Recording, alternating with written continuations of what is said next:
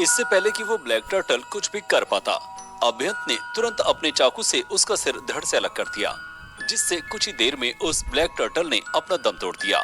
उसे मरा देखकर अभ्यंत भी तुरंत उसके बगल में गिर गया और लंबी लंबी सांसें लेने लगा, क्योंकि वो भी इस अभी अभी हुई मैजिकल फाइट से काफी ज्यादा थक गया था।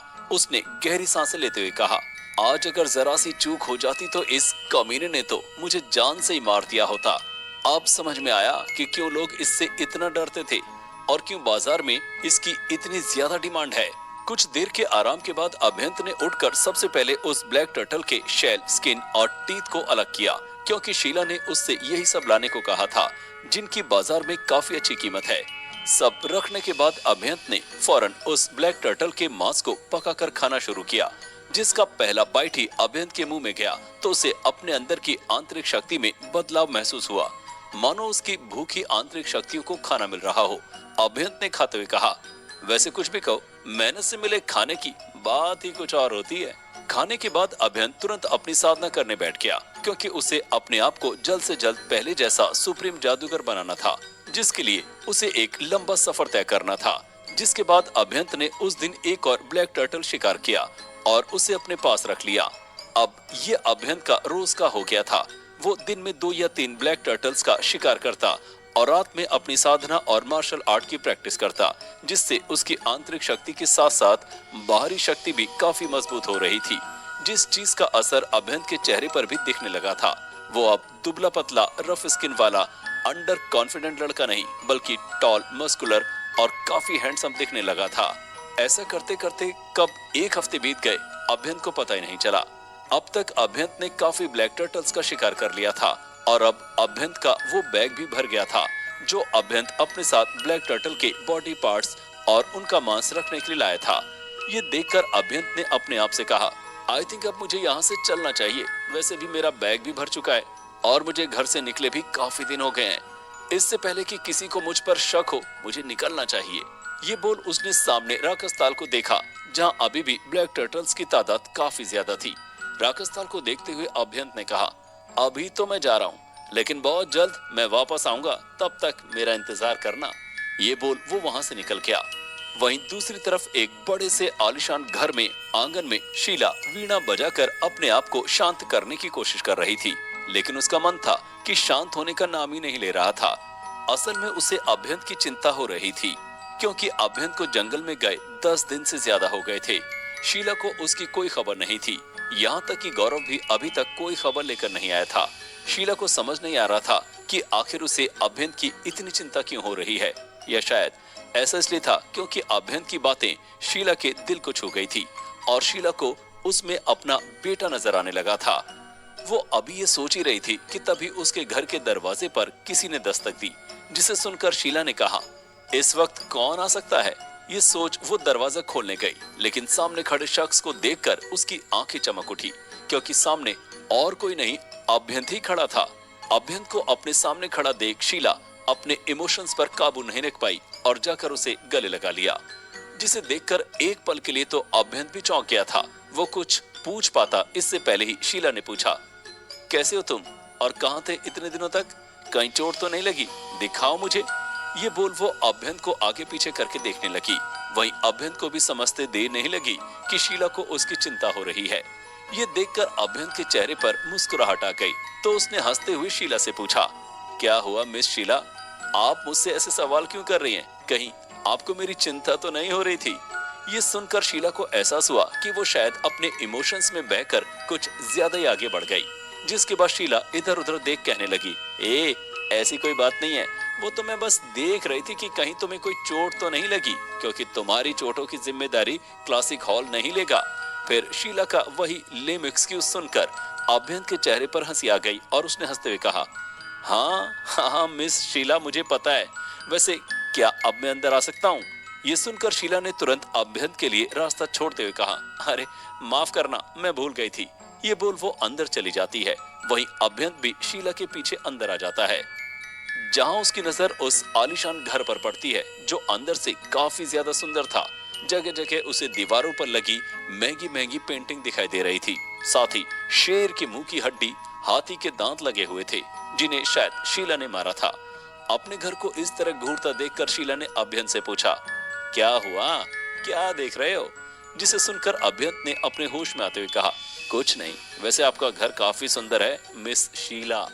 जिसे सुनकर शीला के चेहरे पर मुस्कुराहट आ गई। उसने मुस्कुराते हुए पूछा, तुम काफी थक गए होंगे, बताओ क्या खाओगे, मैं अभी तुम्हारे लिए लाती हूँ। ये सुनकर अभ्यंत ने कहा, थैंक यू मिस शीला, वैसे भी मुझे इस वक्त काफी भूख लगी है, इसलिए मुझे कुछ भी चलेगा। ये सुनकर शीला मुस्कुराते हुए किचन में चली गई। कुछ ही देर में शीला ने काफी सारा खाना तैयार कर दिया था, जिसे देखकर अभ्यंत के मुंह में तो पानी आ गया था। उसने आव देखा ना ताव तुरंत खाने पर टूट पड़ा। अभ्यंत को ऐसे खाता देखकर शीला ने कहा, अरे आराम से खाओ, खाना कहीं भागा नहीं जा रहा है। जिसे सुनकर अभ्यंत को थोड़ी शर्मिंदगी महसूस हुई और वो आराम से खाने लगा। वहीं अभ्यंत को ऐसे खाता देखकर शीला को काफी अच्छा लग रहा था, मानो उसके अपना बच्चा ही खा रहा हो। खाने के बाद शीला और अभ्यंत आमने सामने बैठे हुए थे। तब शीला ने गंभीर होते पूछा, तो बताओ कैसा रहा तुम्हारा जंगल का सफर, कुछ मिला या खाली हाथ आए हो? शीला की बात सुनकर अभ्यंत के चेहरे पर एक रहस्यमय मुस्कुराहट आ गई। उसने मुस्कुराते हुए कहा, क्यों, आपको आपके खबरी ने बताया नहीं मेरा जंगल का सफर कैसा रहा? वैसे वो तो मुझसे पहले ही आ गया था यहाँ। फिर इधर उधर देखते हुए अभ्यंत ने तेज आवाज में कहा, अब छिपने का कोई फायदा नहीं, मुझे पता है तुम यही हो, इसलिए सामने आ जाओ। अभ्यंत की बात सुनकर न सिर्फ शीला बल्कि गौरव भी काफी हैरान था। असल में गौरव अभ्यंत के आने से कुछ देर पहले ही आ गया था, लेकिन इससे पहले कि वो शीला के पास जा पाता अभ्यंत ही आ गया था। जिसके बाद गौरव ने सामने आते पूछा, तुम्हें कैसे पता कि मैं तुम्हारा पीछा कर रहा था? गौरव को अपने सामने देखकर अभ्यंत ने हैरान लगते हुए कहा, तो आप थे वो जो मेरा पीछा कर रहे थे? वैसे आप कैसे जानते हैं शीला जी को? जिस पर गौरव ने कहा, क्योंकि मैं इनके लिए ही काम करता हूँ और इन्होंने मुझे तुम पर नजर रखने के लिए कहा था, ताकि मुसीबत पड़ने पर मैं तुम्हारी मदद कर सकूं। अब तुम बताओ, तुम्हें कैसे पता चला कि मैं तुम्हारा पीछा कर रहा था? ये सुनकर अभ्यंत ने मुस्कुराते हुए कहा, सब कुछ देखने के बाद भी क्या मुझे इस सवाल का जवाब देने की जरूरत है? आपको नहीं पता एक जादूगर की सभी इंद्रियां कितनी तेज होती हैं? मुझे तो उसी दिन पता चल गया था जब मैं जंगल में बेहोशी के बाद उठा था। ये सुनकर अभ्यंत जंगल में बेहोश हुआ था। शीला ने परेशान होते पूछा, तुम बेहोश हुए थे कैसे, क्या हुआ था तुम्हें? जिस पर अभ्यंत ने कहा, अरे ऐसी कोई बात नहीं है, बस ऐसे ही। खैर वो सब छोड़िए और ये देखिए। जिसके बाद अभ्यंत ने अपने बैग आगे कर दिया, जिसमें अभ्यंत के शिकार किए हुए मैजिकल बीस्ट के बॉडी पार्ट्स थे। इतने ज्यादा बॉडी पार्ट्स देखकर शीला की आंखें फटी की फटी रह गई। उसे समझ ही नहीं आ रहा था कि ऐसे वक्त में उसे क्या कहना चाहिए। कहां उसने सोचा था कि अभ्यंत से एक भी ब्लैक टर्टल नहीं पकड़ा जाएगा, और कहां उसने ये सब। वहीं अभ्यंत ने शीला के हैरानी भरे चेहरे को इग्नोर करते पूछा, मुझे इन सब का कितना मिलेगा? काफी देर तक जब शीला की कोई आवाज नहीं आई तो अभ्यंत ने अपना चेहरा उठाकर सामने देखा, जहां शीला उसे ही हैरानी से देखे जा रही थी। जिसे देख अभ्यंत ने पूछा, क्या हुआ मिस शीला, आप कुछ बोल क्यों नहीं रही हैं? अभ्यंत की आवाज सुन शीला अपने होश में आई और पूछा, क्या ये सब तुमने? शीला का सवाल सुनकर अभ्यंत समझ गया कि शीला क्या कहना चाह रही है। जिस पर उसने मुस्कुराते हुए कहा, जी, इन सारे ब्लैक टर्टल्स का शिकार मैंने किया है, और अगर आपको यकीन नहीं हो रहा तो आप गौरव जी से पूछ सकती हैं, वो भी वहीं थे उस वक्त। ये सुनकर शीला हैरानी से गौरव को देखने लगी, जिसने अपनी गर्दन हिलाकर हाँ कहा।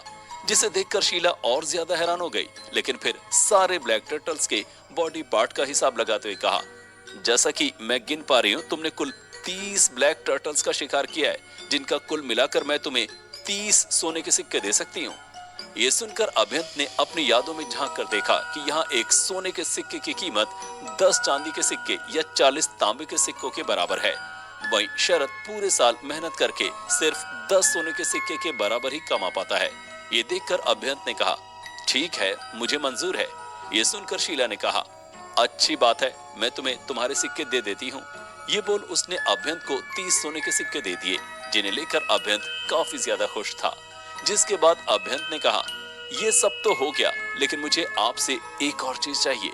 ये सुनकर गौरव और शीला दोनों अभ्यंत को देखने लगे। तो क्या होगा आगे? आखिर क्या मांगने वाला है अभ्यंत शीला से? क्या शीला अभ्यंत की मांग को पूरा करेगी?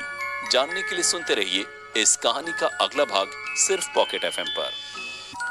अभ्यंत जंगल से वापस आकर सीधा शीला से मिलने गया, जहाँ शीला अभ्यंत के शिकार किए हुए मैजिकल बीस्ट की गिनती देखकर हैरान रह गई। वहीं अभ्यंत ने उससे एक और फेवर मांग लिया। अभ्यंत की बात सुनकर गौरव और शीला दोनों अभ्यंत के आगे बोलने का इंतजार करने लगे। वहीं अभ्यंत ने एक गहरी सांस ली और कहा, मुझे पता है आपके क्लासिक हॉल मेडिसिनल प्लांट्स की नीलामी भी होती है, तो क्या आप मुझे रोजी फ्लावर्स दे सकती हैं? घबराई नहीं, मैं उसका पूरा दाम दूंगा।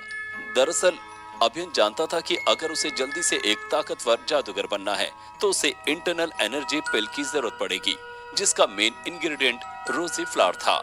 वहीं रोजी फ्लावर का नाम सुनकर गौरव और शीला तो आंखें फाड़े बस अभ्यंत को ही देखे जा रहे थे, क्योंकि उन्हें शक था कि जो अभ्यंत मांग रहा है असल में उसे पता भी है वो क्या है। हैरान लगते हुए शीला ने पूछा, तुम जानते हो ना तुम क्या कह रहे हो? आखिर तुम रोज हिप फ्लावर का क्या करोगे? जिस पर अभ्यंत ने मुस्कुराते हुए कहा, हाँ मुझे अच्छे से पता है मैं क्या कह रहा हूँ, और जाहिर सी बात है रोज हिप एक मेडिसिनल फ्लावर है जिससे इंसान के अंदर आंतरिक शक्ति का बहाव तेज होता है, जिससे उसकी साधना में तेजी आती है, तो मैं उसका इस्तेमाल मेडिसिन बनाने में ही करूंगा। ये सुनकर शीला के पैरों तले जमीन ही खिसक गई। उसे समझ ही नहीं आ रहा था कि अभ्यंत इंसान है या राक्षस। वो अभी इस बात को भी नहीं पचा पाई थी कि एक 16 साल का लड़का इतने सारे खतरनाक ब्लैक टर्टल्स का शिकार कर सकता है, और अब वो सुन रही है कि वो दवाइयां भी बना सकता है। ऐसा ही कुछ हाल गौरव का भी था। उसे यकीन नहीं हो रहा था कि सामने बैठा ये लड़का दवाइयां बनाना भी जानता था। गौरव ने अपने आप से कहा, ये कोई साधारण लड़का नहीं है, कहीं ये इंसान की शक्ल में कोई शैतान तो नहीं। वहीं शीला को कुछ न बोलता देख अभ्यंत ने दोबारा पूछा, क्या हुआ? क्या आपके क्लासिक हॉल में रोजी फ्लावर की नीलामी नहीं होती? अभ्यंत की बात सुनकर शीला ने अपने होश में आते हुए कहा, तुम एक पिल रिफाइनिंग एक्सपर्ट भी हो, लेकिन तुम तो अभी सिर्फ 16 साल के हो, और मैंने तो सुना था कि तुम इस गांव के सबसे नाकारा लड़के हो, तो क्या वो सब झूठ था? शीला की बात सुनकर अभ्यंत ने मुस्कुराते हुए कहा, हाँ मैं एक पिल रिफाइनिंग एक्सपर्ट भी हूँ, और किसी की प्रतिभा का उम्र से क्या लेना देना। और जहाँ तक रही मेरे नाकारा होने की बात, तो मैंने ऐसा जानबूझकर किया था क्योंकि मैं हमेशा लो प्रोफाइल रहना चाहता था, वरना लोग मुझे भगवान बना देते, और मैं इंसान ही बने रहना चाहता हूँ। खैर ये सब छोड़िए, मुझे बताइए कि क्या आपके पास रोजी फ्लावर है या नहीं? जिस पर शीला ने कहा, हमारे पास रोजी फ्लावर तो है, लेकिन उसकी कीमत बहुत ज्यादा है। ये सुनकर अभ्यंत ने बिना हैरान लगे पूछा, कितनी? जिस पर शीला ने कहा, 800 सोने के सिक्के। ये सुनकर अभ्यंत की आंखें हैरानी से फैल गई। उसे ये तो पता था कि रोजी एक बहुत ही दुर्लभ फूल है, लेकिन उसकी कीमत इतनी ज्यादा होगी उसने ये नहीं सोचा था। वहीं अभ्यंत का शौक चेहरा देखकर शीला ने मुस्कुराते हुए कहा, क्या हुआ, चौंक गए दाम सुनकर? जिसके बाद शीला ने आराम से अपनी चेयर पर बैठते हुए कहा, तो बताओ अभी भी खरीदना चाहते हो रोजी फ्लावर? ये सुनकर अभ्यंत ने कुछ देर सोचा, जिसके बाद उसके चेहरे पर एक रहस्यमयी मुस्कुराहट आ गई, और उसने मुस्कुराते हुए कहा, मैं आपको 800 सोने के सिक्के तो नहीं दे सकता, लेकिन मैं कुछ ऐसा जरूर दे सकता हूँ जो आपको इससे कहीं ज्यादा कमाई करके देगा। अभ्यंत की बात सुनकर शीला सोच में पड़ गई। उसने पूछा, आखिर ऐसा क्या दे सकते हो तुम जो इतना कीमती होगा? जिसे सुनकर अभ्यंत ने सामने रखे पेपर को उठाकर कुछ लिखना शुरू कर दिया, जिसे गौरव और शीला दोनों देख रहे थे। कुछ देर लिखने के बाद अभ्यंत ने वो कागज शीला को पकड़ाते हुए कहा, उम्मीद करता हूँ इससे आपको आपकी कीमत मिल जाएगी। वहीं शीला ने उस कागज को हाथ में लेते हुए पूछा, ये क्या है? जिस पर अभ्यंत ने कहा, आप खुद देख लीजिए, वैसे मैंने सुना है कि आप भी एक पिल रिफाइनिंग एक्सपर्ट हैं। ये सुनकर शीला उस कागज को देखने लगी, लेकिन जैसे जैसे उसने उस कागज पर लिखे शब्दों को पढ़ा, वैसे वैसे उसकी आंखें हैरानी से फैलती चली गई। शीला ने आश्चर्य से हकलाते हुए पूछा, क्या ये अल्यूरिंग पिल की रिफाइनिंग प्रोसेस है? जिसे सुनकर अभ्यंत ने कहा, जी ये वही अल्यूरिंग पिल की रिफाइनिंग प्रोसेस है जिसे आप अपनी नीलामी में बेचती हैं, लेकिन ये उससे कहीं ज्यादा अच्छे ग्रेड की पिल है जो आप बेचती हैं। ये सुनकर तो शीला क्या कहे, उसे समझ ही नहीं आ रहा था, क्योंकि उसे पता था कि जो रिफाइनिंग प्रोसेस की अभ्यंत ने कागज में लिखी है वो वाकई काफी अच्छे ग्रेड की है, जिसे शायद शीला खुद भी नहीं बना पाती, और वही काम एक 16 साल के लड़के ने कर दिया। वहीं गौरव को कुछ भी समझ नहीं आ रहा था कि आखिर ये अल्यूरिंग पिल क्या है। जिस पर उसने शीला से पूछा, मालकिन ये अल्यूरिंग पिल क्या है जिसे सुनकर आप इतनी ज्यादा शॉक हो गई हैं? जिसे सुनकर शीला कुछ कहती उससे पहले अभ्यंत ने कहा, अल्यूरिंग पिल एक ऐसी मेडिसिनल पिल है जिससे इंसान के अंदर के डेड सेल्स स्किन के रास्ते बाहर निकल जाते हैं, जिसके बाद इंसान का चेहरा और ज्यादा ग्लो करने लगता है। वैसे इस पिल की जरूरत आदमी को भले ना हो, लेकिन औरतें इसे बड़ी आसानी से खरीद लेती हैं, और जब उन्हें पता चलेगा कि ये पिल पहले वाली से ज्यादा अच्छे ग्रेड की है, तो वो इसे मुंह मांगे दाम पर खरीद लेंगी, क्योंकि सुंदर लगना किस औरत को नहीं पसंद। क्यों, मैं सही कह रहा हूँ ना मिस शीला? अभ्यंत ने शीला की तरफ देखते हुए कहा, जिसे सुनकर शीला ने अपने होश में आते हुए कहा, बिल्कुल सही, ये पिल तो वाकई काफी महंगी बिकेगी। जिसे सुनकर अभ्यंत ने कहा, तो अब आपका क्या ख्याल है मिस शीला, क्या अब मुझे मिल जाएंगे ना रोजी फ्लावर? ये सुनकर शीला ने कहा, ठीक है, मुझे 2 दिन का समय दो। इस वक्त रोजी फ्लावर हमारे पास नहीं है, लेकिन जल्दी ही आ जाएगा। जिसके बाद शीला ने अभ्यंत से कहा, वैसे एक बात पूछूं, सच सच बताना। ये सुन अभ्यंत ने कहा, पूछिए, क्या पूछना है? जिस पर शीला ने कहा, तुम्हें कैसे पता ये सब? आखिर तुम हो कौन? ये सुनकर अभ्यंत सीरियस हो गया। कुछ देर बाद अभ्यंत ने कहा, ठीक है, अब जब आपने पूछ ही लिया है तो मैं आपको बता देता हूँ। ये सुनकर गौरव और शीला दोनों अभ्यंत को ध्यान से देखने लगे। तब अभ्यंत ने बड़े ही सीरियस फेस के साथ कहा, असल में मैं दूसरी दुनिया से आया हूँ। मैं भले ही एक 16 साल के लड़के के शरीर में हूँ, लेकिन मैं असल में 25 हूँ। मैंने यहाँ आकर सब कुछ काफी जल्दी सीख लिया है, ज्यादातर पढ़कर। ये बोलकर अभ्यंत हंसने लगा। वहीं अभ्यंत की बकवास सुनकर शीला ने चिढ़ते हुए कहा, नहीं बताना तो मत बताओ, लेकिन इस तरह की बकवास तो मत करो। अब अभ्यंत उन्हें क्या बताता कि असल में तो वो सच ही कह रहा था, लेकिन ये बात ही कुछ ऐसी थी कि कोई भी इस पर विश्वास नहीं करता। फिर कुछ सीरियस होते हुए अभ्यंत ने कहा, कुछ चीजों को राज ही रहना देना चाहिए। उम्मीद है आप मेरी बातों को समझेंगी। ये सुनकर शीला ने कहा, ठीक है, जैसी तुम्हारी मर्जी। फिर खड़े होते हुए शीला ने कहा, तो ठीक है, अब जब सब कुछ तय हो चुका है तो मुझे लगता है अब तुम्हें अपने घर जाना चाहिए। काफी दिनों से तुम बाहर ही हो, तुम्हारे घर वाले परेशान हो रहे होंगे। ये सुनकर अभ्यंत ने हिचकिचाकर इधर उधर देखते हुए कहा, वो दरअसल मुझे एक और फ्लावर चाहिए आपसे मिस शीला। ये सुनकर तो अब की बार शीला भी चिढ़ गई। उसने चिढ़ते हुए अपने आप से कहा, इस लड़के के तो फ्लावर ही नहीं खत्म हो रहे हैं। फिर अपने आप को शांत करते हुए कहा, बताओ अब क्या चाहिए तुम्हें? जिस पर अभ्यंत ने बड़े ही हिचकिचाते हुए कहा, वो मैं ये कह रहा था मिस शीला, क्या आप मुझे अपने घर का एक कमरा दे सकती हैं? फिर जल्दी से अपनी बात समझाते अभ्यंत ने कहा, आपको घबराने की जरूरत नहीं है, मैं कोई ऐसा वैसा काम नहीं करूंगा। अभ्यंत की बात सुन शीला 1 मिनट के लिए शॉक में ही चली गई। उसने अपने आप से बातें करते हुए कहा, इस लड़के के दिमाग में आखिर चल क्या रहा है? फिर होश में आते हुए कहा, तुम्हें कमरा क्यों चाहिए? अब यही बसने का इरादा है क्या? जिस पर अभ्यंत ने जल्दी से कहा, अरे नहीं नहीं मिस शीला, आप मुझे गलत समझ रही हैं। वो दरअसल मुझे कमरा मेरे लिए नहीं चाहिए। ये सुनकर शीला ने हैरानी से पूछा, कमरा तुम्हें अपने लिए नहीं चाहिए तो फिर किसके लिए चाहिए? जिस पर अभ्यंत ने फौरन अपने साथ लाए दूसरे बड़े से बैग को शीला के सामने रखते हुए कहा, मुझे कमरा असल में इसके लिए चाहिए। ये बोलते हुए अभ्यंत ने उस बैग को सबके सामने खोल दिया, जिसे देखकर शीला और गौरव दोनों ही हैरान थे, क्योंकि उस बैग में काफी सारा ब्लैक टर्टल का मांस रखा हुआ था। जिसे देखकर शीला ने हल्के से गुस्से से कहा, तुम्हें इसके लिए कमरा चाहिए? आखिर तुमने मेरे घर को समझ क्या रखा है? ये मेरा घर है, कोई कसाई खाना नहीं है जहाँ तुम ये सब रखो। ये सुनकर अभ्यंत ने जल्दी से कहा, नहीं नहीं मिस शीला, आप मुझे गलत समझ रही हैं। दरअसल आप तो जानती हैं मुझे कितनी ज्यादा भूख लगती है, और फिर मैजिकल बीस्ट का मांस मेरे लिए कितना फायदेमंद है, इसलिए मैं इन्हें अपने साथ ले आया। अब आप तो जानती हैं, अगर मैं इसे अपने घर ले गया तो माँ इसे देखते ही बेहोश हो जाएगी, और अगर कहीं उन्हें इस बात की भनक भी लग गई कि इन सबको मैंने मारा है, तो फिर तो न जाने क्या भूचाल आ जाएगा घर में। फिर शायद माँ तो मेरा घर से बाहर निकलना भी बंद कर देंगी। इसलिए प्लीज आप मेरी बात मान लीजिए, मुझे कमरा दे दीजिए, प्लीज प्लीज। इस वक्त अगर कोई अभ्यंत को देखता, उसे यकीन ही नहीं होता कि इतने सारे मैजिकल बीस्ट का शिकार करने वाला कैसे बच्चों की तरह शीला के सामने हाथ जोड़े अपनी बात मनवाने की कोशिश कर रहा है। अब आखिर शीला भी कब तक सख्त होने का दिखावा करती? अंत में तो उसे भी मानना ही था, और हुआ भी वैसा ही। कुछ सोचते हुए शीला ने अभ्यंत से कहा, अच्छा ठीक है, मैं तैयार हूँ। ये सुनकर अभ्यंत की खुशी का कोई ठिकाना नहीं है। उसने खुशी से उछलते हुए कहा, क्या सच में? मुझे पता था मिस शीला आप मान जाएंगी। वैसे भी आप तो कितनी दयालु हैं। जिस पर शीला ने एक तंज भरी मुस्कुराहट देते हुए कहा, इतनी जल्दी खुश मत हो, मैं तुम्हें ये फ्री में नहीं देने वाली। मेरी कुछ शर्तें हैं जिन्हें मानने के बाद भी तुम्हें कमरा मिलेगा, समझे?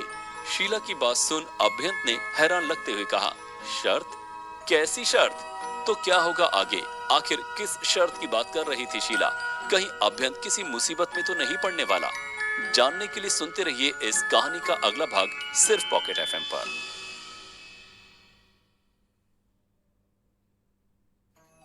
अभ्यंत जंगल से वापस आ चुका था, जहां उसने शीला को उसका सामान दे दिया, जिसके बदले शीला ने उसे 30 सोने के सिक्के दिए। जिसके बाद अभ्यंत ने शीला से रोजी फ्लावर मांगा, जिसे सुनकर शीला हैरान थी, लेकिन फिर मान गई। लेकिन तभी अभ्यंत ने शीला से एक और डिमांड कर दी। शीला की बात सुनकर अभ्यंत ने शीला से पूछा, शर्त? कैसी शर्त? जिस पर शीला ने कहा, हाँ शर्त, मेरी एक शर्त है, अगर तुम उसे मानने को तैयार हो तो मैं तुम्हें न सिर्फ एक कमरा दूंगी, बल्कि तुम्हारे इस खाने को लंबे समय तक प्रिजर्व रखने में भी मदद करूंगी। अगर नहीं तो फिर भूल जाओ कमरे को। शीला की बात सुनकर अभ्यंत ने कहा, ठीक है, मैं आपकी सारी शर्तें मानने को तैयार हूँ, बस आप मुझे एक कमरा दे दीजिए। जिसे सुनकर शीला ने मुस्कुराते हुए कहा, पहले शर्त तो सुन लो। जिस पर अभ्यंत ने कहा, ठीक है, बताइए क्या शर्त है आपकी? जिस पर शीला ने कहा, मेरी शर्त यह है कि तुम्हें अल्यूरिंग पिल की रिफाइनिंग में मेरी मदद करनी होगी, जिसके लिए मैं तुम्हें एक्स्ट्रा पैसे भी दूंगी। बोलो, मंजूर है? शीला की बात सुनकर अभ्यंत ने कहा, मुझे ये शर्त से ज्यादा ऑफर क्यों लग रहा है? वहीं गौरव भी शीला की बात सुनकर हैरान था, क्योंकि जहां तक वो जानता था उसकी मालकिन ने भी ऐसा नहीं किया था। वहीं शीला ने अभ्यंत से कहा, अब ये तुम्हें ऑफर लग रहा है तो ऑफर ही सही, तो बताओ क्या तुम तैयार हो? जिस पर अभ्यंत ने कहा, इतना अच्छा ऑफर मैं कैसे ठुकरा सकता हूँ भला, मैं तैयार हूँ। ये सुनकर शीला के चेहरे पर मुस्कुराहट आ गई। जिसके बाद शीला ने अभ्यंत से उसका सामान लेकर एक कमरे में रखवा दिया। वहीं अभ्यंत ने उठते हुए कहा, तो ठीक है, फिर मैं चलता हूँ। ये बोल वो वहां से जाने लगा, जिसे देखकर शीला ने उसे रोकते हुए कहा, एक मिनट। जिसे सुनकर अभ्यंत ने पीछे मुड़ते हुए पूछा, क्या हुआ मिस शीला, आपको कुछ कहना है? जिस पर शीला बिना कुछ बोले किचन में चली गई, जिससे अभ्यंत नासमझी से जाते हुए देखता रहा।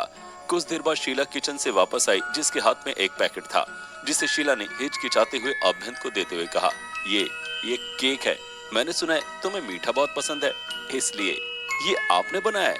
अभ्यंत ने केक को देखते हुए पूछा। जिस पर शीला ने इधर उधर देखते हुए कहा, नहीं, मैंने नहीं बनाया, ये तो मेड ने बनाया है। जिसे सुनकर अभ्यंत ने मुस्कुराते हुए मजाक किया, लेकिन मैंने तो आपके घर में कोई मेड नहीं देखी। अभ्यंत को इतना सवाल करता देखकर शीला ने चिढ़ते हुए कहा, तुम्हें केक चाहिए या नहीं? जिस पर अभ्यंत ने फौरन केक लेते हुए कहा, अरे नहीं, नहीं, मुझे तो केक बहुत पसंद है। ये देखकर शीला के चेहरे पर एक ममता भरी मुस्कुराहट आ गई। जिसके बाद शीला ने कहा, वैसे आगे से तुम अगर मुझे मिस शीला की जगह आंटी कहकर बुलाओगे तो मुझे ज्यादा अच्छा लगेगा। ये बोल जहां शीला इधर उधर देखने लगी थी, वहीं गौरव और अभ्यंत तो ये सुनकर शॉक ही हो गए थे। गौरव को तो समझ ही नहीं आ रहा था कि आखिर उनकी मालकिन को क्या हो गया है। पहले पिल रिफाइनिंग में मदद और अब आंटी, शायद उनकी मालकिन पागल हो रही है। वहीं अभ्यंत शीला की बात सुनकर मुस्कुराते हुए कहने लगा, ठीक है, आगे से मैं आपको मिस शीला की जगह आंटी ही बुलाऊंगा। वैसे जो लोग मुझे प्यार करते हैं वो लोग मुझे अभी बुलाते हैं। जिसे सुनकर शीला ने फौरन मना करते हुए कहा, मैं तुमसे कोई प्यार व्यार नहीं करती। जिस पर अभ्यंत ने हंसते हुए कहा, आंटी अब मान भी जाओ कि आपको मेरी चिंता है और अब मुझसे प्यार करती हो। ये सुनकर शीला के चेहरे पर मुस्कुराहट आ गई। उसने अभ्यंत के सवालों के जवाब देने की बजाय कहा, ध्यान से घर जाना और कल सुबह जल्दी आना, क्योंकि हमें पिल रिफाइनिंग भी करनी है। जिसे सुनकर अभ्यंत ने सैल्यूट करते हुए कहा, ओके आंटी, कल सुबह आपका सेवक टाइम पर हाजिर हो जाएगा। जिसे सुनकर शीला ने उसे चपत लगाते हुए कहा, हट बदमाश कहीं का, अब चलो घर जाओ। जिसे सुनकर अभ्यंत ने हंसते हुए शीला से गुड बाय कहा और वहां से निकल गया, जिसे शीला मुस्कुराते हुए देखती रही। पीछे खड़ा गौरव शीला की ये सारी हरकत नोटिस कर रहा था। उसने धीरे से शीला से कहा, मालकिन। लेकिन इससे पहले कि गौरव आगे कुछ कह पाता, शीला ने गौरव से पूछा, गौरव तुम्हें क्या लगता है, अगर मैंने शादी कर ली होती तो क्या मेरा भी अभी जितना बड़ा लड़का होता?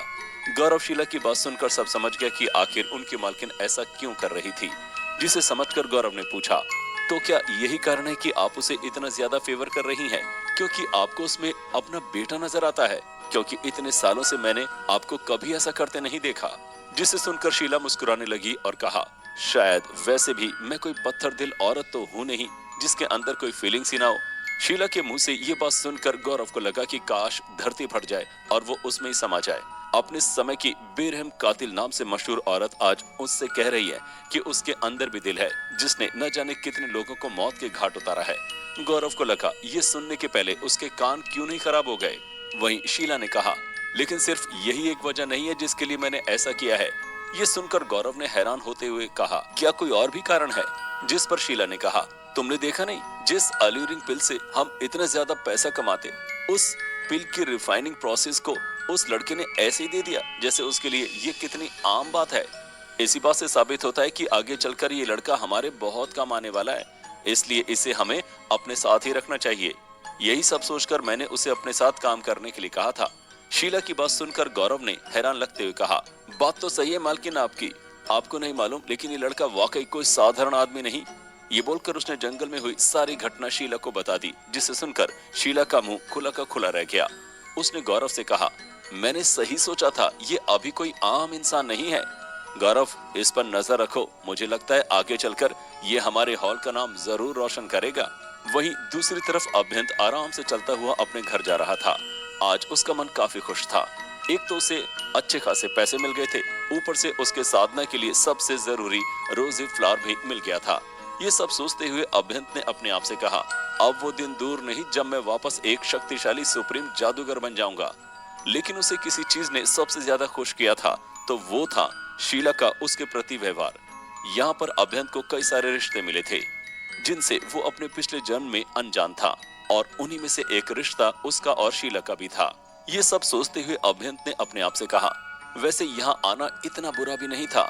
यही सोचते सोचते उसे पता ही नहीं चला कब उसका घर आ गया। अभ्यंत का ध्यान प्रीति की आवाज से टूटा, जो अभ्यंत को देखकर इतनी खुश हो गई थी कि चिल्लाते हुए रेनू को बुलाने लगी, माँ माँ जल्दी आओ, देखो अभी आ गया। जिसे सुनकर रेनू दौड़ते हुए बाहर आई। आज पूरे 10 दिन बाद रेनू ने अभ्यंत को देखा था। वहीं अभ्यंत भी रेनू को देखकर काफी खुश हो गया था। रेनू ने अभ्यंत को गले लगाते पूछा, कैसा है तू अभी? कितने दिन हो गए थे तुझे देखे? ऐसा कौन सा काम कर रहा था तू जिसमें इतने दिन लग गए? फिर ऊपर से नीचे तक अभ्यंत को देखते हुए कहा, देख कितना दुबला हो गया है, वो लोग तुझे खाना नहीं देते थे क्या? ये सुनकर अभ्यंत हंसने लगा और कहा, माँ ऐसा कुछ नहीं है, देखो मैं बिल्कुल ठीक हूँ। और कहाँ से मैं आपको पतला लग रहा हूँ? बिल्कुल, मुझे तो लग रहा है मेरा वजन पहले से बढ़ गया है। जिसे सुनकर रेनू ने डांटते हुए कहा, तुझे बड़ा पता है, मैं जो बोल रही हूँ वही सही है। जिसे सुनकर अभ्यंत ने हंसते हुए कहा, हाँ माँ, आप जो बोल रही हो वही सही है। अभ्यंत और अपनी माँ को बाहर ही खड़ा देख प्रीति ने कहा, माँ अब सारी बातें क्या बाहर ही कर लोगी? अंदर तो चलो, इतनी दूर से आया, अभी थक गया होगा। ये सुनकर रेनू ने अपने सिर पर मारते हुए कहा, मैं भी ना कितनी पागल हूँ, चल अंदर चल, मैं ना आज तेरे लिए पसंद का गाजर का हलवा बनाती हूँ। ये सुनकर अभ्यंत के चेहरे पर एक प्यारी सी मुस्कुराहट आ गई। उसे ये सब बड़ा अच्छा लग रहा था, क्योंकि अपनी पिछली जिंदगी में भले ही अभ्यंत एक सुप्रीम जादूगर था, लेकिन उसकी भी हमेशा से तमन्ना थी कि जब वो घर आए तो कोई उसका हालचाल पूछने वाला हो, कोई उससे पूछे कि आज का उसका दिन कैसा रहा, उसने खाना खाया या नहीं। लेकिन उससे ये सब पूछने वाला कोई नहीं था, बल्कि उसे ही विक्रम से ये सब पूछना पड़ता था। अपने ख्यालों से बाहर आते हुए अभ्यंत अंदर गया, जहाँ शरद और शेखर बैठे खेतों के बारे में कुछ बातें कर रहे थे। जहाँ शरद अभ्यंत को देखकर काफी खुश था, वहीं शिखर के चेहरे से ही पता चल रहा था कि उसे अभ्यंत को देखकर बिल्कुल भी खुशी नहीं हुई। जिसके बाद सब लोग खाने के टेबल पर बैठे, जहाँ रेनू तो अभ्यंत को अपने हाथों से गाजर का हलवा खिला रही थी, जिसे देखकर शिखर के सीने पर तो सांप लौट रहे थे। वहीं शरद माँ बेटे के प्यार को देखकर मुस्कुरा रहा था। शरद ने अभ्यंत से पूछा, तो अभी कैसा रहा तुम्हारा काम? सब सही था, कोई परेशानी तो नहीं आई ना? जिस पर अभ्यंत ने कहा, हाँ पापा, कोई परेशानी नहीं आई, सब लोग काफी अच्छे थे। जिसके बाद उसने 3 सोने के सिक्के रेनू के हाथों पर रखते हुए कहा, माँ ये मेरी पहली कमाई। असल में अभ्यंत चाहता तो सारे पैसे वो रेनू को दे सकता था, लेकिन ऐसा करने से उन लोगों को उस पर शक हो जाता, इसलिए उसने धीरे धीरे उन्हें पैसे देने की सोची। वहीं 3 सोने के सिक्के देखकर सबकी आंखें फटी की फटी रह गई।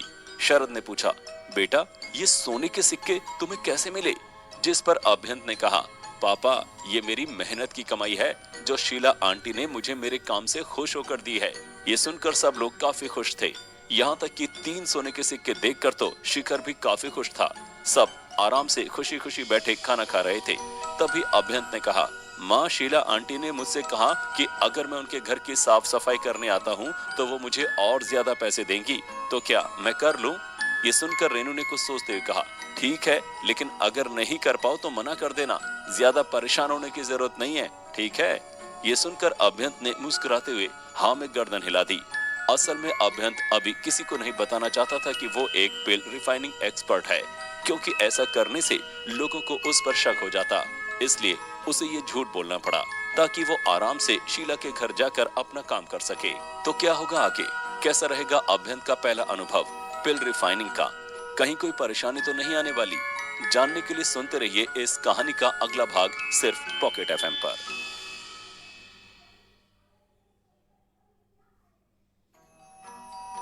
शीला ने अभ्यंत से अलूरिंग पिल की रिफाइनिंग में उसकी मदद करने को कहा था, जिसके बदले वो अभ्यंत को पैसे भी देने वाली थी, जिसे सुनकर अभ्यंत भी मान जाता है।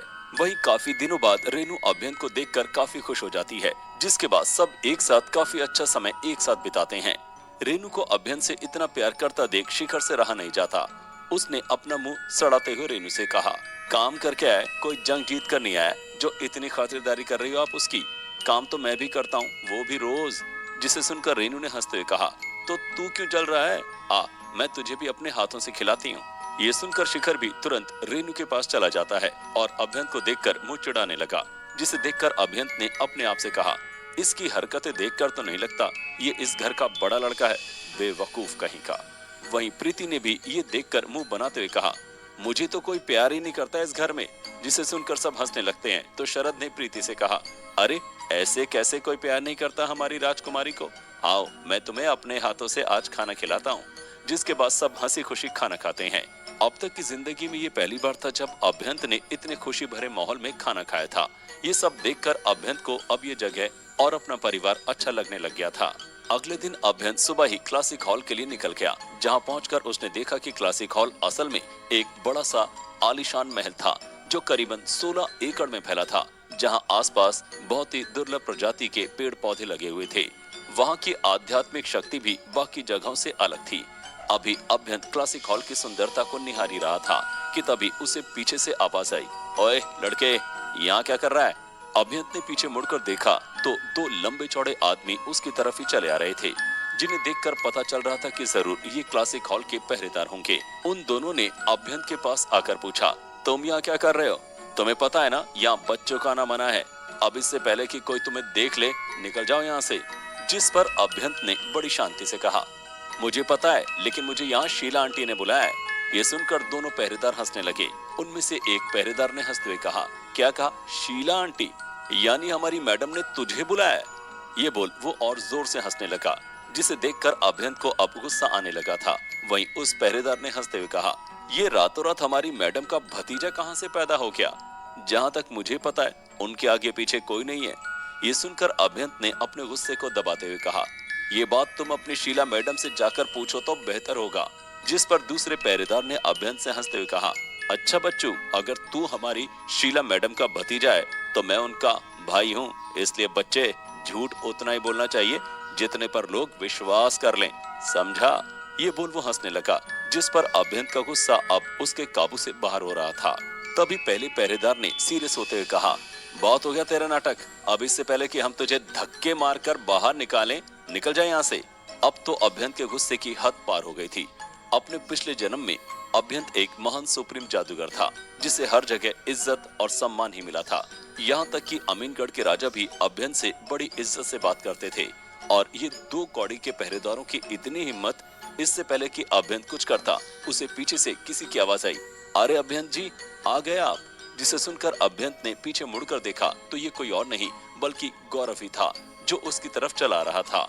गौरव ने अभ्यंत के पास आते हुए पूछा, आप कब आए? और आ गए थे तो अंदर क्यों नहीं आए? मालकिन कब से आपका इंतजार कर रही थी। ये सुनकर अभ्यंत ने दोनों पहरेदारों की तरफ देखते हुए कहा, कुछ नहीं, बस इन दोनों से जान पहचान बढ़ा रहा था। फिर गौरव की तरफ देख हंसते हुए कहा, वैसे गौरव जी, आप भी मुझे अभ्यंत की जगह अभी बुलाएंगे तो मुझे ज्यादा अच्छा लगेगा। ये सुनकर गौरव के चेहरे पर मुस्कुराहट आ गई। वहीं दोनों पहरेदार गौरव को अभ्यंत से इतनी इज्जत से बात करता देखकर हैरान होने के साथ साथ डर भी गए थे, क्योंकि गौरव कोई ऐसा वैसा आदमी नहीं था। वो शीला का राइट हैंड था, जिसे क्लासिक हॉल में हर कोई जानता था।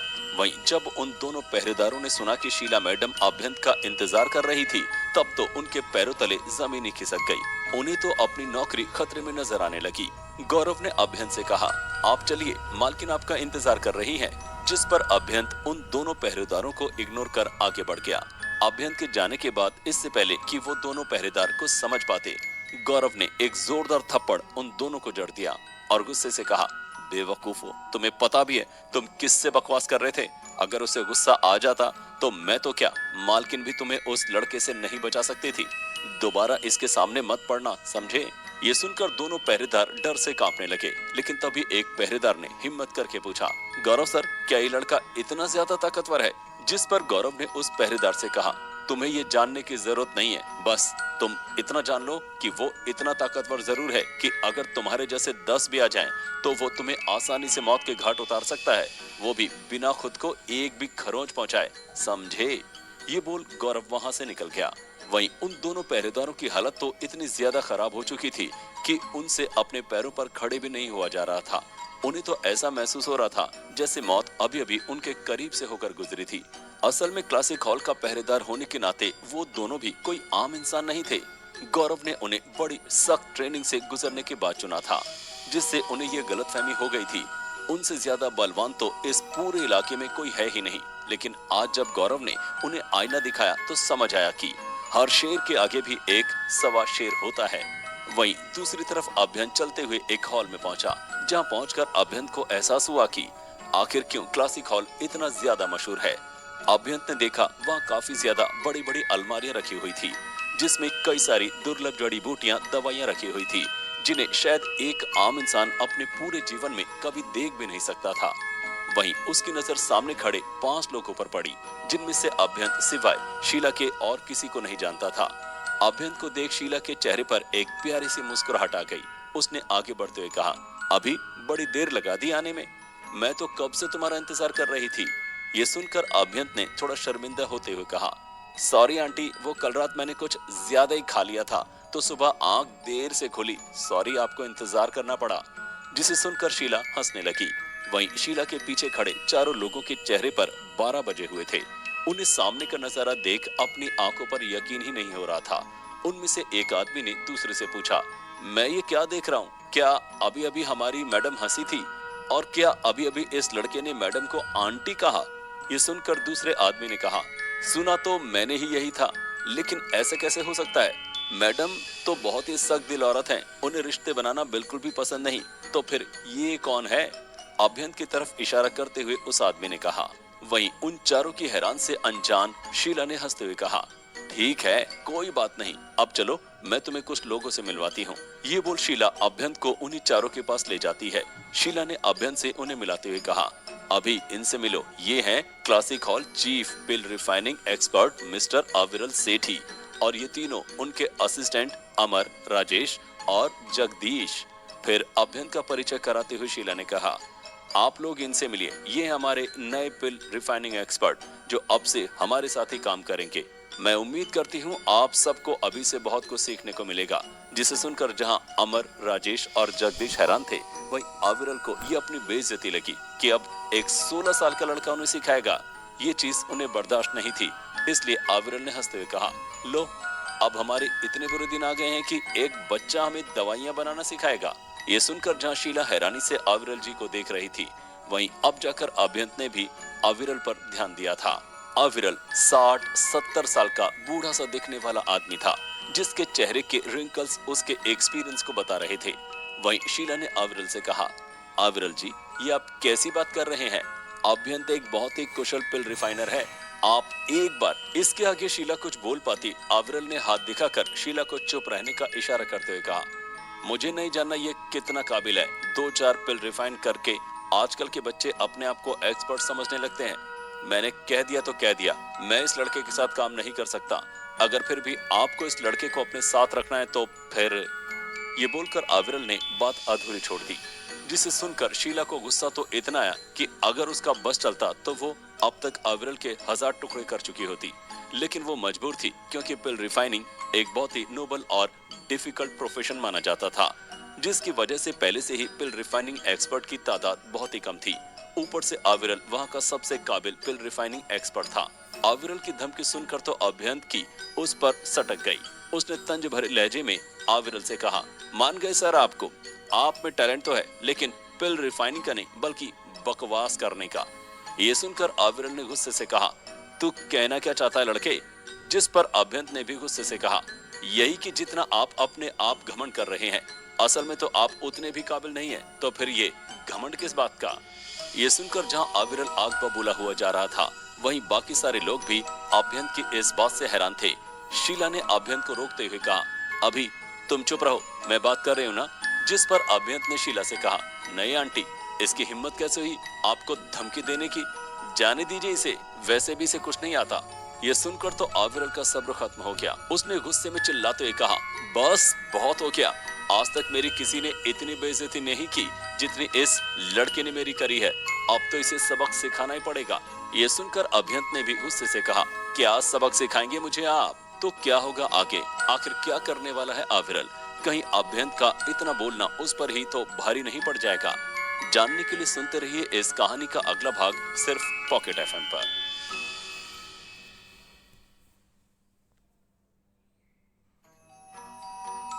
अभ्यंत अगले दिन क्लासिक हॉल पहुंच गया था, जहां पहले से उसे 2 पहरेदारों ने रोक लिया। वहीं जब अंदर गया तो क्लासिक हॉल चीफ पिल रिफाइनर अविरल ने उसे काफी कुछ सुना दिया। अभ्यंत की बात सुनकर अविरल काफी ज्यादा गुस्से में आ चुका था। उसने गुस्से से चिल्लाते हुए कहा, तो ठीक है फिर, अब मैं तुम्हें बताता हूँ कि अपनों से बड़ों से कैसे बात करनी चाहिए, लेकिन उससे पहले मैं तुझे आखिरी मौका दे रहा हूँ। तूने जो मेरी बेइज्जती की, उसके लिए अपने घुटनों पर बैठकर माफी मांग और निकल जा यहाँ से, वरना। ये सुनकर अभ्यंत ने अपने आप से कहा, ये डायलॉग तो सुना सुना सा लग रहा था। फिर उसे याद आया कि यही डायलॉग तो उस दिन जंगल में उस लड़के ने मारा था। उसके बाद उसका क्या हुआ था, उसी तो सोच कहीं अभ्यंत को हंसी आ रही थी। अभ्यंत को हंसता देखकर अविरल के तो तन बदन में आग लग रही थी। उसने गुस्से से चिल्लाते हुए कहा, नालायक, मैं यहाँ इतनी सीरियस बात कर रहा हूँ और तुझे मजाक सूझ रहा है? लोग सही कहते हैं तेरे बारे में, तू एक नंबर का पागल, नालायक और नकारा इंसान है, जिसे सिर्फ दूसरों के लिए परेशानी खड़ा करना आता है। असल में अविरल ने अभ्यंत के बारे में पहले ही काफी कुछ सुन रखा था कि वो एकदम बेकार लड़का है, जिसके पास कोई टैलेंट नहीं है। हमेशा सबसे लड़ाई झगड़ा करना, लोगों को परेशान करना, यही उसका काम, जिसकी वजह से अविरल के दिमाग में अभ्यंत की गलत इमेज बन गई थी। ऊपर से अभ्यंत के आज के व्यवहार ने तो अविरल का शक यकीन में बदल दिया। वहीं अभ्यंत ने अपने होश में आते हुए कहा, सिर्फ बातें ही करनी है या कुछ करना भी है आपको, वरना आप यहाँ से जा सकते हैं। ये सुनकर अविरल ने गुस्से से चिल्लाते हुए कहा, बेवकूफ लड़के, अब तू नहीं बचेगा। तुझे बड़ा घमंड है ना कि तू एक बहुत ही अच्छा पिल रिफाइनर है? तो ठीक है, फिर हो जाए एक कंपटीशन, वो भी पिल रिफाइनिंग का। जो सबसे अच्छी क्वालिटी पिल रिफाइन करेगा वही इस मुकाबले को जीतेगा। अगर मैं जीता तो तू न सिर्फ अपने घुटनों के बल बैठकर मुझसे माफी मांगेगा, बल्कि दोबारा इस क्लासिक हॉल में कदम मत रखना, समझे? वहीं ये बात सुनकर शीला ने हल्के गुस्से से कहा, अविरल जी, ये आप क्या बकवास कर रहे हैं? भला अभ्यंत आपसे मुकाबला कैसे कर सकता है? ये सुनकर अविरल के चेहरे पर एक जंग जीतने वाली मुस्कुराहट आ गई। उसे लगा शीला अभ्यंत के लिए डर रही है, जिस पर उसने एक घमंड भरी मुस्कुराहट देते हुए कहा, ये सब तो उसे मेरी बेइज्जती करने से पहले सोचना चाहिए था, अब क्या फायदा? जिस पर शीला ने अविरल से कहा, नहीं अविरल जी, आप मुझे गलत समझ रहे हैं, मेरा वो कहने का मतलब नहीं था, मैं ये। शीला की बात बीच में काटते हुए अविरल ने अभ्यंत से कहा, क्यों, क्या हुआ? कैंची की तरह चलती हुई जुबान को अचानक से लकवा मार गया क्या? कुछ बोल क्यों नहीं रहे हो? या मुकाबले से पहले हार मानने की सोच रहे हो? अविरल की बात सुनकर अभ्यंत ने बड़े ही बेफिक्र अंदाज में कहा, नहीं, एक्चुअली मैं ये सोच रहा था कि आपने ये तो बता दिया कि अगर आप जीते तो मुझे क्या करना होगा, लेकिन आपने ये नहीं बताया कि अगर मैं जीता तो आप क्या करेंगे। ये सुनकर अविरल ने घमंड भरे लहजे में कहा, ऐसी नौबत ही नहीं आएगी। जिसे सुनकर अभ्यंत ने जोर देते हुए कहा, मैंने पूछा अगर मैं जीता तो आप क्या करेंगे। जिसे सुनकर अविरल ने गुस्से से दांत चबाते हुए कहा, अगर तुम जीते मैं तुम्हारे पैरों में गिरकर माफी मांगूंगा और कहूंगा कि मुझे कुछ नहीं आता, मैं एकदम नकारा हूं और आगे से कभी पिल रिफाइनिंग नहीं करूंगा। आविरल जी की बात सुनकर जितना गौरव और शीला शॉक में थे, उससे कहीं ज्यादा तो अमर, राकेश और जगदीश शॉक में थे। अमर ने परेशान लगते हुए जगदीश से कहा, अबे ये मास्टर क्या शर्त लगाकर बैठ गए हैं, अगर कहीं गलती से सच में मास्टर हार गए तो हमारा क्या होगा। जिस पर जगदीश ने अमर को डांटते हुए कहा, चुप कर तू, जब भी बोलता है हमेशा उल्टा ही बोलता है। अरे वो 16 साल का एक लड़का जिसने अभी अभी पिल रिफाइनिंग सीखी है, तुझे लगता है वो हमारे मास्टर का मुकाबला कर पाएगा? तो खाम खा परेशान हो रहा है, देख ना कुछ ही देर में कैसे ये बच्चा रोते हुए यहाँ से जाएगा। ये सुनकर अमर हंसने लगा। वहीं अभ्यंत ने कहा, ठीक है फिर, अब आप ऐसा ही चाहते हैं तो आपकी मर्जी, तो बताइए कैसे करना है कंपटीशन। जिस पर आविरल ने 2 कदम आगे आते हुए तनकर कहा, उसी चीज का कंपटीशन करते हैं जिस चीज के लिए हम यहाँ इकट्ठा हुए हैं। हम दोनों ही अल्यूरिंग पिल को रिफाइनिंग करेंगे। जिसके पिल की क्वालिटी सबसे अच्छी होगी वही इस मुकाबले को जीतेगा। बोलो मंजूर है? जिस पर अभ्यंत ने कहा, ठीक है फिर, अब आप यही चाहते हैं तो यही सही, तो पहले कौन जाएगा? जिस पर आविरल ने इतराते हुए कहा, देखो मैं इतना भी कठोर दिल इंसान नहीं कि पहले तुम्हें भेजकर आसान जीत पाऊं, इसलिए पहले मैं जाता हूं, फिर तुम जाना। ये बोलकर आविरल जाकर भट्टी के सामने खड़ा हो गया और उसने अपनी कढ़ाई निकाली। वहीं शीला अभी भी अभ्यंत को रोकना चाहती थी, जिसे देखकर गौरव ने शीला से कहा, मालकिन मुझे लगता है आपको अभ्यंत जी को ये मुकाबला करने देना चाहिए, वरना वो इनसे नजरों में अपना सम्मान कैसे बना पाएंगे। ये सुनकर शीला ने गौरव को देखते हुए कहा, तुम्हें लगता है मैं अभ्यंत के लिए परेशान हूँ कि कहीं वो हार ना जाए? जिस पर गौरव ने नासमझी से कहा, तो आप अभ्यंत जी के लिए परेशान नहीं है? जिस पर शीला ने कहा, अरे नहीं, मैं अभ्यंत के लिए नहीं बल्कि आविरल जी के लिए परेशान हूँ, क्योंकि उन्होंने कभी हार का मुंह नहीं देखा है, इसलिए मुझे डर है आज जब वो हारेंगे तो कहीं अपना आत्मविश्वास ही न खो दें। शीला अभ्यंत पर इतना विश्वास देखकर गौरव हैरान था। उसे समझ ही नहीं आ रहा था कि आखिर अभ्यंत ने कौन सा जादू कर दिया था उसकी मालकिन पर कि उन्हें उस पर इतना विश्वास था। गौरव ने हैरान लगते हुए शीला से पूछा, आपको इतना विश्वास कैसे है कि अभ्यंत ही इस मुकाबले को जीतेगा? जिस पर शीला ने कहा, तुम्हें शायद पता नहीं, लेकिन कल जो अल्यूरिंग पिल का रिफाइनिंग प्रोसेस अभ्यंत ने हमें लिख कर दिया था वो ऐसा वैसा नहीं बल्कि हेवीली ग्रेड का अल्यूरिंग पिल रिफाइनिंग प्रोसेस था, जो आज तक मैं भी नहीं बना पाई, तो फिर आविरल कैसे बना पाएगा? ये सुनकर तो अब गौरव को अभ्यंत इंसान की शक्ल में शैतान नजर आने लगा था। पहले जादू, फिर मार्शल आर्ट और अब अव्वल दर्जे की पिल रिफाइनिंग, क्या कुछ ऐसा है जो इस नन्हे शैतान को करना नहीं आता है?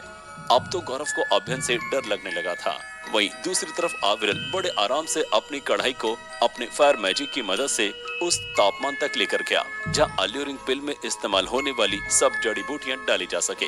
जिसके बाद आविरल ने एक साथ सारी जड़ी बूटियां डाल दी और उसे अपनी मैजिक की मदद से हिलाने लगा।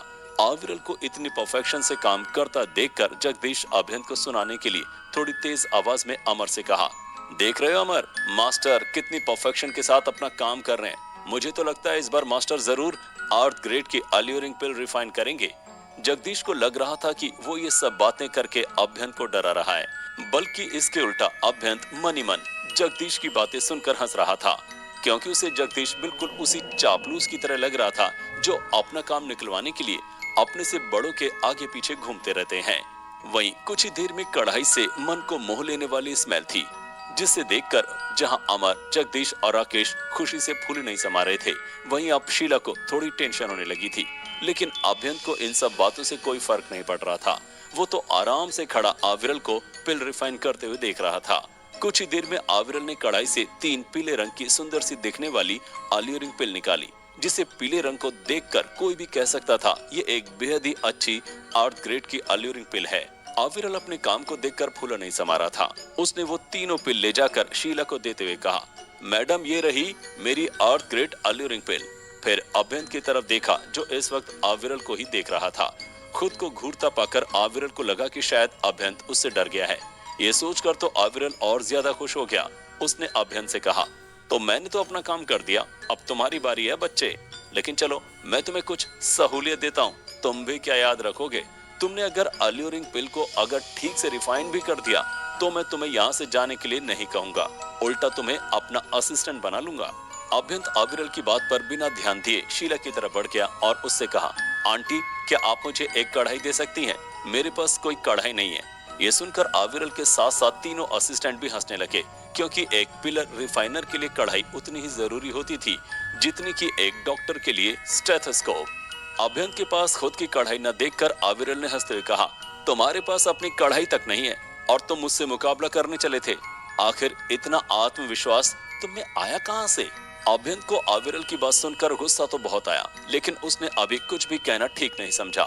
वहीं मौके की नजाकत को समझते हुए शीला ने तुरंत गौरव से एक कढ़ाई लाने को कहा, जिसे सुनकर गौरव ने तुरंत एक कढ़ाई का इंतजाम कर दिया, जिसे अभ्यंत ने लेकर बिना वक्त गंवाते हुए भट्टी पर रख दिया और अपने फायर मैजिक की मदद से भट्टी में आग लगा दी। सारे लोग अभ्यंत को पिल रिफाइन करता हुआ देख रहे थे।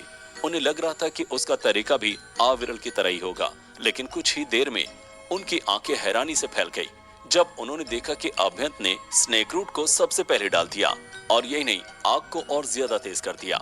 ये देखकर सबकी आंखें बाहर आने को हो गई, क्योंकि स्नेक रूट एक ऐसा प्लांट था जो काफी ज्यादा खतरनाक था। उसका सही से इस्तेमाल न करने से कढ़ाई फट भी सकती थी, जिससे वहां खड़े लोगों की जान को भी खतरा हो सकता था। ये सब देखकर अविरल ने चिल्लाते हुए कहा, अरे बेवकूफ, ये क्या कर रहा है? अगर तुझे मरने का इतना ही शौक है तो अकेले मर, हम सबको क्यों साथ में घसीट रहा है? वहीं शीला भी अभ्यंत के इस कदम से थोड़ी डर गई थी, क्योंकि उसे भी पता था कि अगर कढ़ाई ब्लास्ट हुई तो क्या तबाही हो सकती है। लेकिन उनके शौक की तो अभी ये सब शुरुआत ही थी। अभी वो लोग इस डर से उभर भी नहीं पाए थे कि तभी अभ्यंत ने ब्लड रूट जड़ भी उसने डाल दी और आग को और तेज कर दिया, जिसे देखकर तो अब की बार सब इतने ज्यादा डर गए कि हर कोई अब वहां से अपनी जान बचाकर भागना चाहता था। वहीं अविरल ने गुस्से से चिल्लाते हुए कहा, अरे इस नालायक को कोई तो रोको, वरना आज ये हम सबको जान से मार देगा। इसने दो अलग अलग बिहेवियर वाली जड़ी बूटियां एक साथ डाल दी, अब न जाने यहाँ क्या होने वाला है। अविरल ने अभी इतना ही कहा था कि तभी उसने जो देखा उसे अपनी आंखों पर यकीन ही नहीं हुआ। तो क्या होगा आगे? आखिर ऐसा क्या देख लिया अविरल ने जो वो इतना ज्यादा हैरान हो गया? क्या अभ्यंत अविरल से जीत पाएगा या फिर उसे क्लासिक हॉल से जाना पड़ेगा? जानने के लिए सुनते रहिए इस कहानी का अगला भाग सिर्फ पॉकेट एफएम।